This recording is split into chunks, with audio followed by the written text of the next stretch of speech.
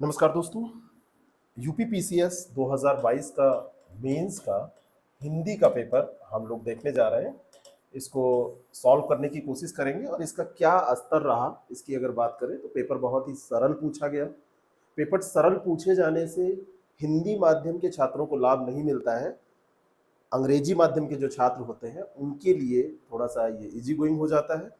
हिंदी माध्यम के छात्र जिनको हिंदी ठीक ठाक आती है वो जो यहाँ पर बहुत अच्छा स्कोर कर सकते थे इंग्लिश मीडियम के छात्रों की अपेक्षा, वो चीज़ वो नहीं कर पाएंगे क्योंकि वो लोग भी अच्छा स्कोर करेंगे जिनको कम आती है हिंदी, और वो लोग भी अच्छा स्कोर करेंगे जिनको आती है, क्योंकि पेपर का स्तर ही ज़्यादा कठिन नहीं रहा है। ऐसे में अब आयोग की क्या मंशा है, क्यों ऐसा पेपर पूछ रहा है, ये तो आयोग ही बता सकता है। लेकिन इसको हम लोगों को सॉल्व कर लेना चाहिए, देख लेना चाहिए। हर बार की तरह इस बार भी जो पेपर पूछा गया है उसमें जो प्रश्न है पहले ही निर्देश दिए होते हैं। सभी प्रश्न अनिवार्य हैं। प्रत्येक प्रश्न के अंत में निर्धारित अंक है। पत्र, प्रार्थना पत्र या किसी अन्य उत्तर के साथ कोई भी नाम, पता, अनुक्रमांक ये सब नहीं करना है। अगर इसको आप लिखेंगे तो ये दंडनीय अपराध माना जाएगा, और अगर दंडनीय अपराध माना जाएगा तो क्या किया जाएगा? दंड के तौर पर आपको मार्क्स नहीं दिए जाएंगे, यही चीज होगी। पहला जो प्रश्न है वो आपका प्रश्न देखिए। निम्नलिखित गद्यांश को ध्यानपूर्वक पढ़िए और नीचे लिखे गए प्रश्नों के उत्तर दीजिए। पैराग्राफ है, बहुत बड़ा नहीं है, लेकिन मतलब भर का बड़ा हर बार ये पूछता है, वहां से यहाँ तक का है। और ये जो पैराग्राफ है ये आपका पूछा गया है। ये जीवन को उसकी समग्रता में सोचना और जीवन को एक खास इरादे से सोचना दो अलग तरह की तैयारियां हैं। और इस मायने में साहित्य जब भी राजनीति की तरह भाषा का एक तरफा या एक गहरा इस्तेमाल करता है तो वो अपनी मूल शक्ति को सीमित या कुंठित करता है। साहित्य और जीवन के संबंध को लेकर अक्सर पैराग्राफ आपसे पूछे जाते हैं, क्योंकि ये थोड़ा सा फिलोसफिकल होता है, थोड़ा सा चिंतनशील होता है। तो ऐसी चीजें हर बार लगभग दी जाती हैं। और इस पर जो प्रश्न पूछा गया है उस प्रश्न की अगर हम बात करें तो पहला प्रश्न हर बार की तरह भावार्थ आपको लिखना है, जो कि 5 अंक का है। राजनीति की भाषा का लक्ष्य, एक ये प्रश्न पूछा गया है। और उपयुक्त गद्यांश की रेखांकित पंक्तियों की व्याख्या कीजिए। यहाँ पर जो भी रेखांकित पंक्तियां दी हुई हैं गद्यांश में, इसकी व्याख्या करनी होती है। यहाँ पर व्याख्या करने का ऐसा कोई मतलब नहीं है और टाइम किल होगा। लेकिन मैं इतना जरूर कहूंगा कि जो गद्यांश का भावार्थ है वो लगभग 1/3 शब्दों में आपको लिखना चाहिए, अपनी भाषा में लिखना चाहिए। 2-3 चीजें यहाँ पर मैं आपको बताऊंगा। अपनी भाषा का इस्तेमाल करिए यहाँ पर। दूसरा, लगभग 1/3 शब्दों में लिखिए, लगभग 1/3 शब्द होने चाहिए। और यहाँ पर कोशिश ये करिए कि जितना आप सरल लिख पाइए तो सरल शब्दों में लिखिए। ऐसा लिखिए कि जैसे आप किसी अपने छोटे भाई बहन को समझा रहे हैं, इसका भावार्थ लिख के।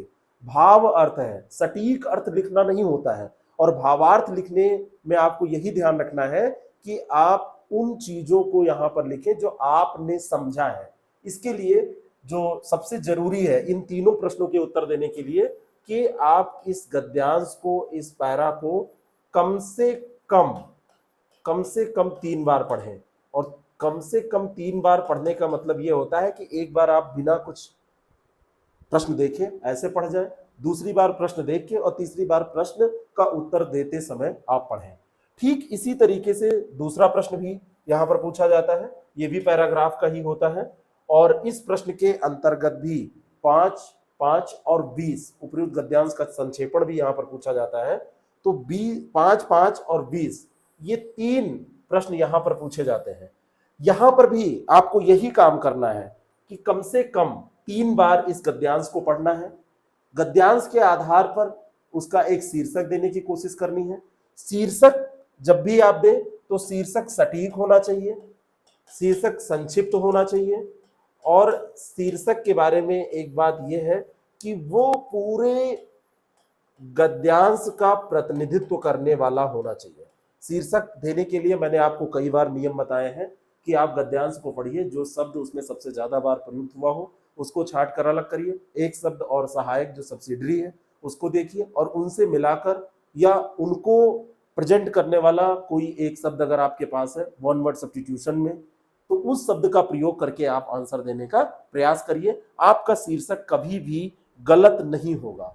शीर्षक बहुत बड़ा नहीं होना चाहिए, शीर्षक बहुत इस तरीके का उलझाऊ नहीं होना चाहिए, सटीक होना चाहिए, यानी कि जिसमें एक ही शब्द में पूरे वाक्य का ही नहीं, पूरे पैराग्राफ का, पूरे गद्यांश का प्रतिनिधित्व हो जाए। कोई एक वाक्य आप उठा के उसको शीर्षक अगर सोचेंगे कि इसको प्रेजेंट कर रहा है और एक महत्वपूर्ण वाक्य है, उसको दे देंगे तो बात इतनी बढ़िया नहीं होगी। और नए भारतीय समाज की रचना की आवश्यकता क्यों है, आप 2 बार जैसे ही पढ़ेंगे तो यहाँ पर पैराग्राफ में आपको इसका आंसर मिल जाएगा।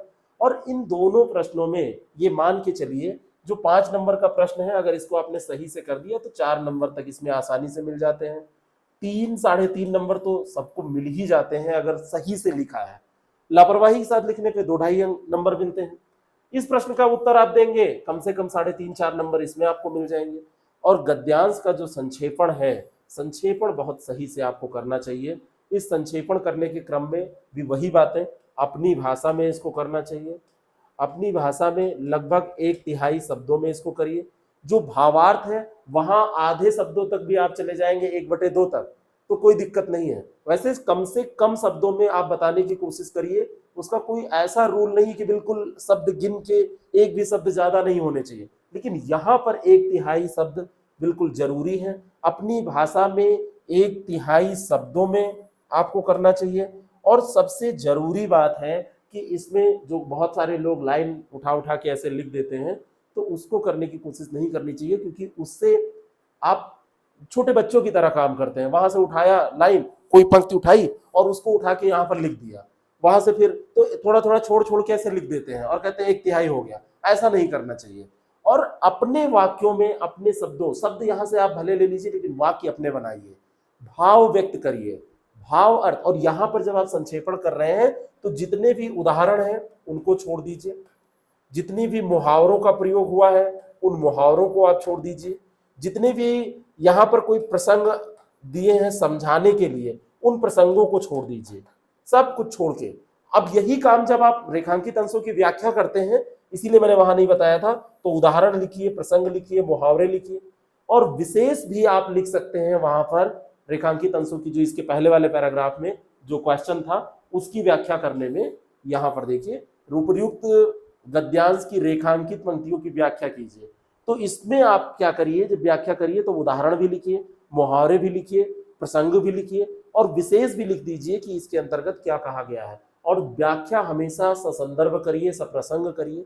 सप्रसंग कर सकते हैं कि इस गद्यांश में लेखक ने इस संबंध में बात की है। इस तरीके से आप करके अपने आंसर को सही से प्रेजेंट कर सकते हैं, और यहाँ पर भी 80% मार्क्स आपको आसानी से मिल जाते हैं। ग्रामेटिकल पोर्शन को पूरा हम सॉल्व करने की यहाँ पर कोशिश करेंगे, कंप्लीट आंसर करेंगे। लेकिन एक क्वेश्चन और आपका ये पूछा जाता है, सबसे पहले हम उसको देख लेते हैं। यहाँ पर देखिए, अधिसूचना किसे कहते हैं? हिंदी प्रदेश के न्यायालयों में हिंदी के प्रयोग को अनिवार्य करने की एक अधिसूचना विधि मंत्रालय द्वारा दी गई है। इसका उपयुक्त प्रारूप तैयार करिए। लोग थोड़ा सा कंफ्यूज हो जाते हैं, और ये कंफ्यूजन का कारण उनका होता है कि यहाँ पर तो ठीक है अधिसूचना किसे कहते हैं, ये आपने बता दिया। जब यहाँ पूछा जाता है कि प्रारूप बनाइए या उदाहरण दीजिए, तो लोग कंफ्यूज होते हैं। प्रारूप मतलब ड्राफ्ट, प्रारूप मतलब नमूना, प्रारूप का मतलब जो डॉट डॉट डॉट करके आप बनाते हैं। लेकिन अब यहाँ पर हिंदी प्रदेश के न्यायालयों में हिंदी के प्रयोग को अनिवार्य करने की एक अधिसूचना विधि मंत्रालय द्वारा दी गई है, उसका उपयुक्त प्रारूप बनाना है। तो यहाँ पर मैटर भी आपको दिया है, तो केवल डॉट डॉट डॉट नहीं बनाएंगे, यहाँ पर मैटर लिख कर प्रारूप आप बना के आएंगे। का, खा, गा, आबा, सा, इन सब का प्रयोग आप कर सकते हैं। लेकिन हिंदी प्रदेश के न्यायालयों को हिंदी के प्रयोग को अनिवार्य करने की एक अधिसूचना विधि मंत्रालय द्वारा दी गई है, तो प्रेषक होगा इसका, जारी करता होगा विधि मंत्रालय, और इसको जारी किया गया न्यायालयों के लिए। तो यथास्थान ये सारी चीजें आप करेंगे। यहाँ पर कंफ्यूज नहीं होंगे कि आप डॉट डॉट डॉट डॉट कैसे बना देंगे। यहाँ पे पूरा मटेरियल आपको लिखना होगा ना, भले प्रारूप शब्द है लेकिन डिपेंड करता है। यहाँ पे मैटर दे दिया, अगर केवल प्रारूप वैसे पूछता, मटेरियल ना देता, तो आप कहते कि ठीक है हम प्रारूप बना के आ जाएंगे। और ये 10 अंक का क्वेश्चन होता है। एक और है, परिपत्र किसे कहते हैं? जिला अधिकारी की ओर से जिले के सभी ग्राम प्रधानों के लिए सफाई व्यवस्था पर ध्यान रखने के लिए एक परिपत्र का प्रारूप तैयार कीजिए। यहां पर भी ये अक्सर कंफ्यूजन का विषय होता है कि कैसे, तो आधे अंक तो परिपत्र किसे कहते हैं, और जब भी आप बता रहे हैं अधिसूचना किसे कहते हैं, तो आप केवल ये मत बताइए अधिसूचना की परिभाषा ये है, आप पहले परिभाषा बता दीजिए और परिभाषा बताने के बाद में उसकी विशेषताएं 5 कम से कम लिख दीजिए, फटाफट टू द पॉइंट, 1 2 3 4 5 विशेषताएं लिख दीजिए। तब ये अधिसूचना या परिपत्र किसे कहते हैं, ये जो प्रश्न पूछा जा रहा है, तब आपका कंप्लीट हुआ। और यहां पर भी मैटर दे दिया गया है कि जिलाधिकारी महोदय जो है वो ग्राम प्रधान महोदय को ऐसा कर रहे हैं, परिपत्र एक जारी कर रहे हैं, तो समस्त को जारी किया जाता है, सारे ग्राम प्रधान जो जिले के होंगे, तो उस पर आपको प्रारूप तैयार करना है। तो यहां पर भी मैटर दे दिया है, तो इसको इस तरीके से आप करेंगे। चलिए आगे बढ़ते हैं, और यहां से प्योर ग्रामर पोर्शन यहां पर आपसे पूछा जाता है, तो इन ग्रामर पोर्शन को हल करने की कोशिश करते हैं। निम्नलिखित शब्दों के विलोम लिखिए। विपन्न, महत्ता, अस्तित्व, सद्भाव, विरल, शीर्ष, समष्टि, अपराधी, अवशेष और एकत्र। फटाफट मैं यहीं पर विलोम शब्द लिखे दे रहा हूं। विपन्न का जो विलोम शब्द होता है वो होता है संपन्न, ठीक है, इसका होता है संपन्न। महत्ता का होता है क्षुद्रता। अस्तुत्य यानी कि जिसकी स्तुति की जाए, तो इसका होता है निंद्य। सद्भाव, अच्छा भाव, इसका हो जाता है विलोम, उल्टा, दुर्भाव। विरल, विरल का हो जाएगा सघन। विरल का क्या हो जाएगा, सघन। अगला शब्द है शीर्ष, तो शीर्ष का हो जाएगा तल, शीर्ष का हो जाएगा तल। समष्टि, समष्टि का होता है व्यष्टि। अपराधी, अपराधी का विलोम शब्द निरपराधी मत लिखिएगा, इसका विलोम शब्द होता है निरपराध, निरपराध। अवशेष, अवशेष का विलोम शब्द होता है निःशेष। यहां पर विलोम कैसे बनाया जा रहा है, यहां पर जो उपसर्ग है उसका परिवर्तन कर दिया गया है, तो ये हो जाएगा निःशेष। और एकत्र का विलोम शब्द आपसे पूछा जा रहा है, तो एकत्र का हो जाएगा पृथक, पृथक विलोम शब्द इसका हो जाएगा।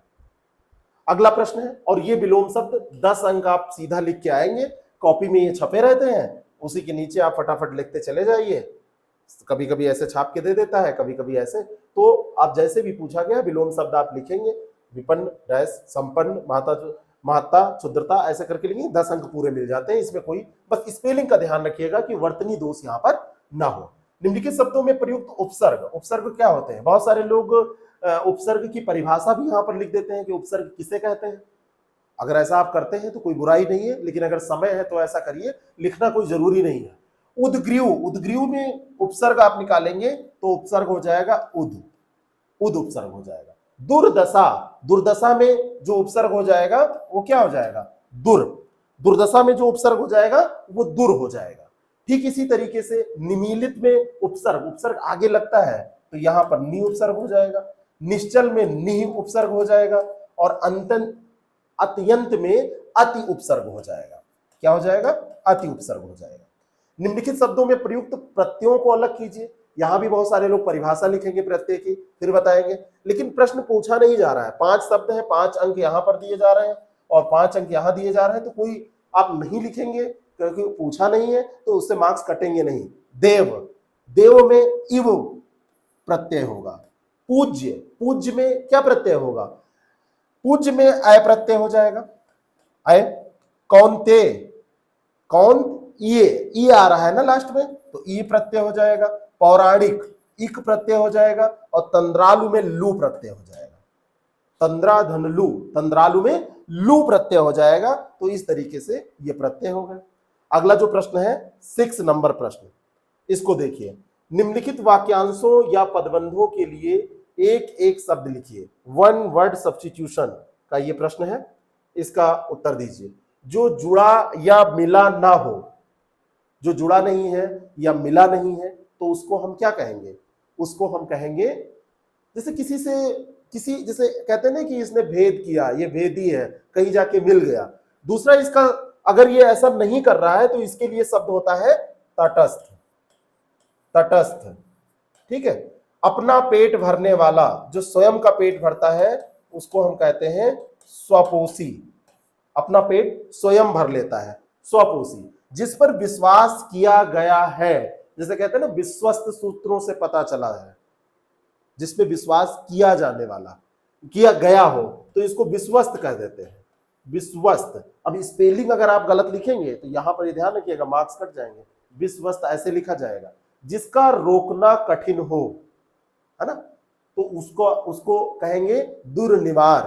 क्या कहेंगे? दुर्निवार, दुर्निवार ऐसे लिखेंगे, दुर्निवार। और तैर कर पार करने की इच्छा वाला, तैर कर पार करने की इच्छा पूछता तो तितीर्षा हो जाती, लेकिन पार करने की इच्छा रखने वाला तो ये हो जाएगा तितीर्षु। क्या हो जाएगा? तितीर्षु। ठीक, निम्नलिखित वाक्यों को शुद्ध कीजिए, ये अगला प्रश्न है।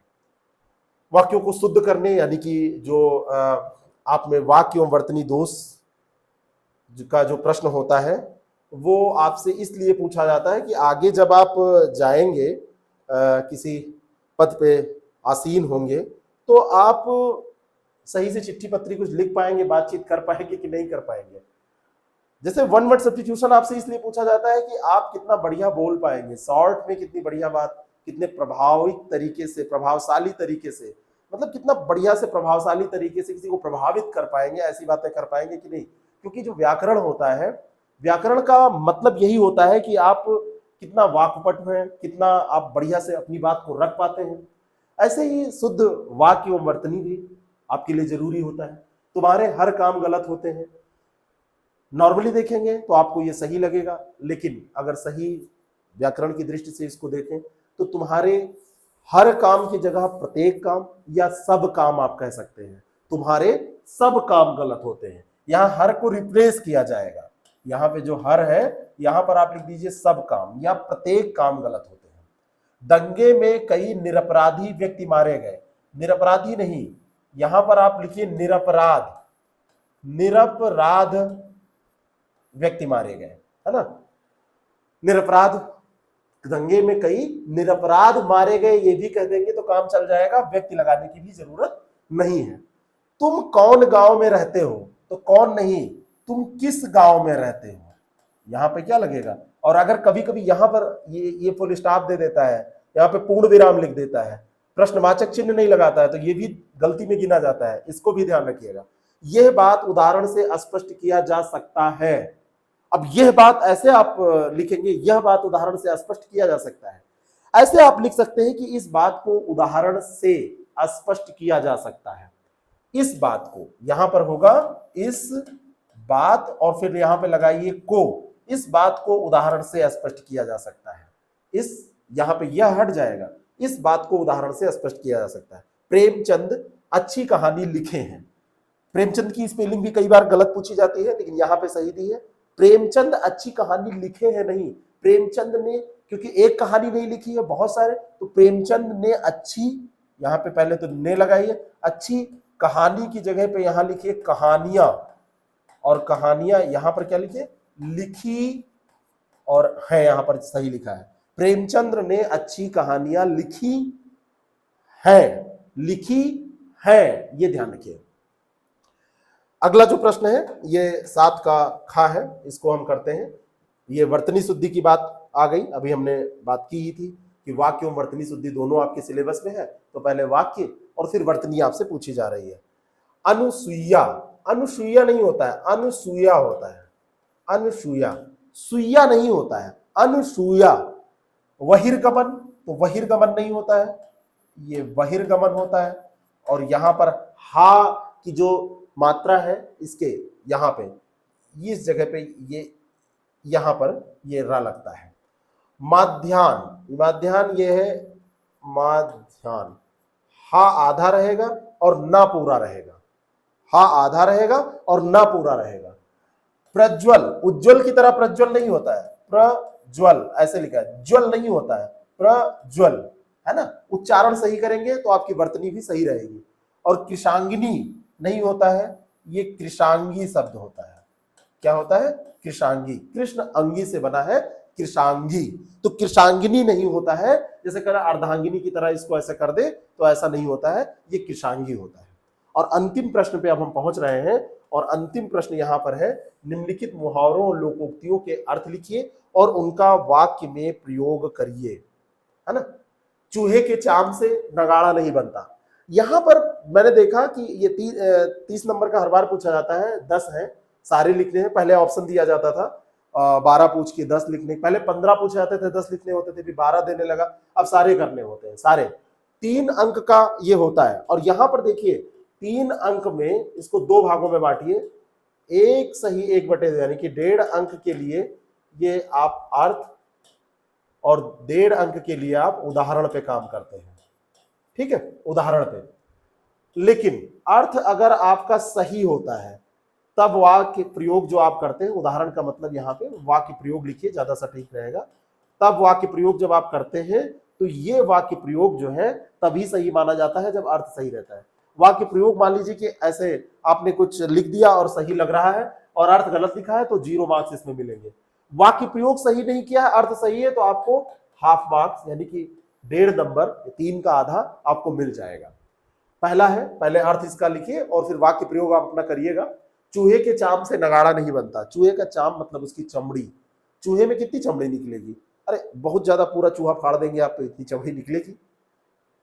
कम संसाधन से बड़ा काम आप नहीं कर सकते, सीमित संसाधन से बड़ा काम नहीं कर सकते। इसका अर्थ यही होता है कि जो सीमित संसाधन है, सीमित संसाधन से बड़ा काम नहीं होता, नहीं होता। अब पता चला कि आपको हजारों टन खाद ढोनी है एक स्थान से दूसरे स्थान पे, वाक्य प्रयोग थोड़ा सा प्रासंगिक किया कीजिए।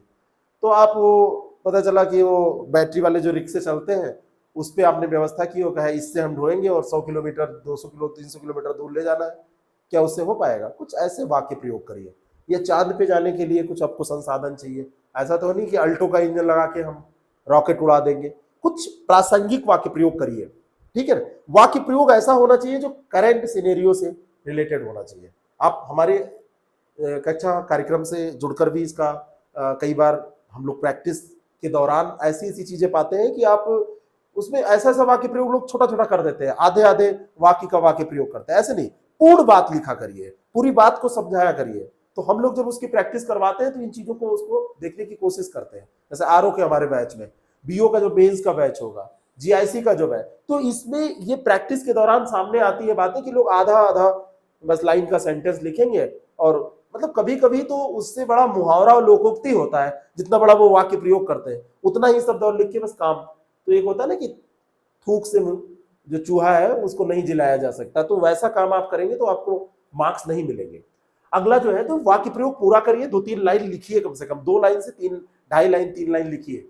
खूंटे के बल बछड़ा कूदे। दूसरों के बल पर जब आप दिखावा करते हैं, दूसरों के बल पे आप हेकड़ी झाड़ते हैं, तो दूसरे के बल पे यहां पे आप लिखिए, दूसरे के बल पर दिखावा करना, दिखावा करना, ये इसका होता है।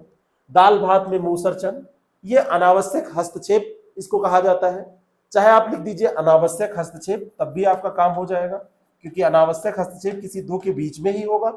या आप पूरा सेंटेंस लिखिए तो इसका अर्थ आप लिख सकते हैं किसी या किन्हीं 2 व्यक्तियों के मध्य में तीसरे का अनावश्यक हस्तक्षेप, ऐसा भी आप लिखेंगे तब भी हो जाएगा। पराये धन पर लक्ष्मी नारायण, यानी कि दूसरे के धन पर अधिकार जताना या जमाना आप कहिए, दूसरे के धन पर अधिकार जमाना, ये इसको ध्यान रखिए। एक ही लकड़ी से सबको हाँकना, यानी कि समान व्यवहार करना, सबके साथ एक जैसा व्यवहार करना, तो समान व्यवहार करना, समान व्यवहार करना इसका अर्थ होता है। अधजल गर्गी छलकत जाए, यानी कि ज्ञान तो अल्प है, दिखावा ज्यादा करना, ठीक है ना। तो अल्प ज्ञान या अल्प ज्ञानी का दिखावा या अल्प ज्ञानी द्वारा दिखावा किया जाना। लहू के आंसू पीना, लहू ऐसे कहते हैं ना कि खून के आंसू रोना, तो उसमें इसमें अंतर है। उसमें तो खून के आंसू रोने का मतलब होता है कि बहुत ही जैसे परेशान होना, बहुत प्रताड़ित किसी ने किया तो आप उनको पश्चाताप कर करके रो रहे हैं, बहुत दुखी हैं। लहू के आंसू पीना है, क्रोध आया लेकिन क्रोध को आपने मैनेज कर लिया, सह लिया, तो क्रोध को सहना, क्रोध को सह लेना, ये होता है लहू के आंसू पीना। मीठी छुरी चलाना, मीठी छुरी चलाने का मतलब क्या होता है? आप बात तो बढ़िया से कर रहे हैं, मिले हैं आप मेरे साथ, लेकिन आप हमारे खिलाफ कुछ काम कर रहे हैं, विश्वासघात कर रहे हैं। ऐसे सोच के अर्थ निकाला करिए, विश्वासघात करना, विश्वासघात करना यानी कि मुझे तो यकीन दिलाया है कि हम तुम्हारे साथ हैं, ठीक है, लेकिन उधर विश्वासघात कर रहे हैं। ठीक है, आगे इधर देख लेते हैं, 99 के फेर में पड़ना। अब 99 के फेर में इसका अर्थ होता है कमाने की बात होती है, धनार्जन करने की बात होती है, यानी कि पैसे के लिए, धन के लिए व्याकुल हो जाना, धनार्जन के लिए व्याकुल हो जाना, धन के लिए व्याकुलता, और जबान में लगाम न देना। तो जबान में लगाम न देने का मतलब कि आप कुछ भी बोल जाते हैं, अनावश्यक बात कर जाते हैं। ठीक है, अनावश्यक बात कर जाते हैं। देखिए, जबान में लगाम न देना, अनावश्यक बातें करना, अनावश्यक बातें करना, ये इसका हल रहा। अब यहां पर अगर आपने सटीक मुहावरे का अर्थ लिखा, मुहावरे का सटीक अर्थ लिखा, और उसके बाद में वाक्य प्रयोग 2 लाइन का, 2.5 लाइन का आपने कर दिया, कोशिश कर दी, प्रासंगिक है, वर्तमान परिस्थितियों से उसको जोड़ दिया, तो पूरे मार्क्स आपको मिलते हैं। अर्थ अगर सही नहीं लिखा है, वाक्य प्रयोग केवल ऐसे कर दिया, तो मार्क्स इसमें 0 मिलते हैं। अर्थ सही लिखा है, वाक्य प्रयोग गलत किया है, तो 1.5 मार्क्स आपको 1.5 नंबर मिल जाएंगे, और आपको उतने में ही संतोष करना पड़ेगा। लेकिन इस पेपर में, जैसा ये पेपर पूछा गया है, अब इस पेपर की अगर हम बात करें, तो इस पेपर में मुझे लग रहा है कि जो एवरेज ठीक ठाक कैंडिडेट है, उनको इस पेपर में 95 से 100 अंक आसानी से मिलेंगे। ये बिल्कुल एवरेज कैंडिडेट, जिनको मतलब सामान्य हिंदी आती है, सामान्यतः जो थोड़ा सा एवरेज से ऊपर है, यानी कि इनको आप कह सकते हैं कि इनको हिंदी थोड़ी सी और अच्छी आती है, यानी कि थोड़ा सा एवरेज प्लस है, तो उनको 100 से 105 मार्क्स मिलेंगे। और जिनको बहुत अच्छा कमांड है तो वो 110 तक जा सकते हैं। कहने का मतलब जिन्होंने मेहनत की है, हार्ड वर्क कर लिया है हिंदी पर, और उनकी पकड़ है अच्छी, हार्डवर्क से ही केवल नहीं होता है, पकड़ भी होनी चाहिए, तो 105 से 110 के बीच में या 110 प्लस तक भी वो जा सकते हैं। ऐसी इसकी स्कोरिंग होनी चाहिए, क्योंकि पेपर ग्रामर पोर्शन में मार्क्स उठते हैं और वो बड़ा सरल पूछा गया है। तो आप लोग इसको देखिए, आगे के जो पेपर्स होंगे हम ऐसे डिस्कस करते रहेंगे, आपको भी मिलते रहेंगे। Thank you so much.